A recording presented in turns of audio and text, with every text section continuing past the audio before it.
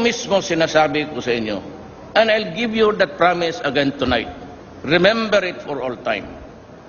Pagka we are successful in crafting a federal system, and it is accepted by the Filipino people, because it is really the only remedy now, then it provides a strong precedent, but with a parliamentary working independently, okay yan.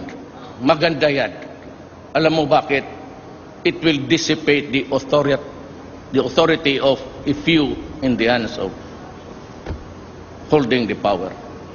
Ako, pag naratipa yan, na plebisito yan, at gets the nod of the Filipino people, I will step down. Do it in 3 or 4, ang akin is 6 years. I will step down. That is my commitment to you. Ngayon, bakit? Bakit napaka-importante? Kasi po, tumakbo ako, nagtatanong, bakit late bloomer ako? Nakikita ko kasi sa mga kandidato noon, without necessarily attributing anything or offending them, nobody was talking about Mindanao. Now, you must remember that Mindanao is part of the Philippines. And we are having trouble and violence there almost every day, non-stop. At bago ngayong Abu Sayyaf, nakita mo na may pati teacher sa Bisaya yung dinadaginot. Pati ba naman yung walang ikabayad teacher lang, patayin mo mga bata.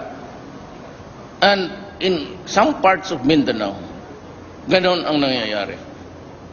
Hindi lang kasi nila alam itong mga ikj.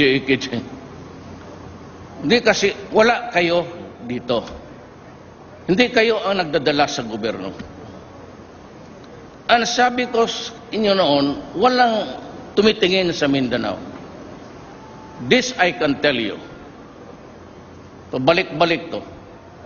Kung hindi mo ibigay sa Moro yung federal setup, this country will never be peaceful until the last day of